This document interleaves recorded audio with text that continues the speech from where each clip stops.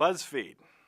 Let's be honest. Do you know what the top 21 things highly successful people don't do all day? Read f***ing lists. A long time ago, way back in 2011-ish, Facebook was a place you'd go to connect with friends, family, co-workers. Now it's a place you go to find out which Orange is the New Black character you are. You're none. You're the sad, lonely person at your job filling out a pointless survey to pass the time because you're miserable. So miserable, in fact, you're trying to identify which made-up character from a made-up reality you are. Oh, neat, you're Nikki. You are so her. Better share that on Facebook so I can figure out which character I am too. I bet if more people knew which character from Orange is the New Black they were, that would help solve all these shootings and global warming and the ISIS crisis. Thanks, Huffington Post. Knowing these types of stories is kind of like news. Your site's name isn't misleading at all. Oh wait, you meant post as in you should post this stupid shit all over the internet and not post as in a colloquialism for newspaper. Gotcha.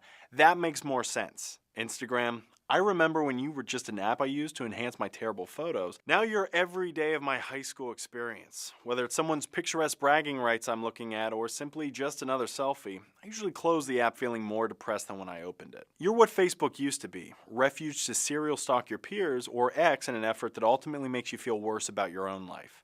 She's doing great, by the way. Looks real happy.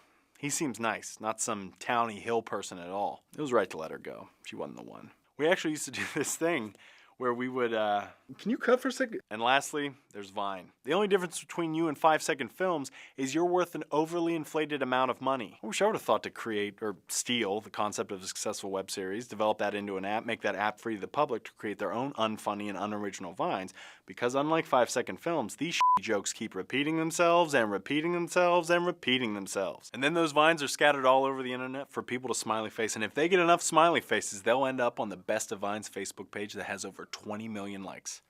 20 million. That's a 2 and 7 zeros. We are so f***ed as a society. Twitter. Keep doing everything right. That all being said, be sure to follow me on Twitter, Facebook, Instagram, and Vine. Like and share this video so hopefully by the end of the day it ends up on BuzzFeed and Huffington Post. Thanks. Why the f*** would I show someone pictures on my watch when I just paid over $500 for a bigger f***ing phone screen that I didn't want? That's absurd.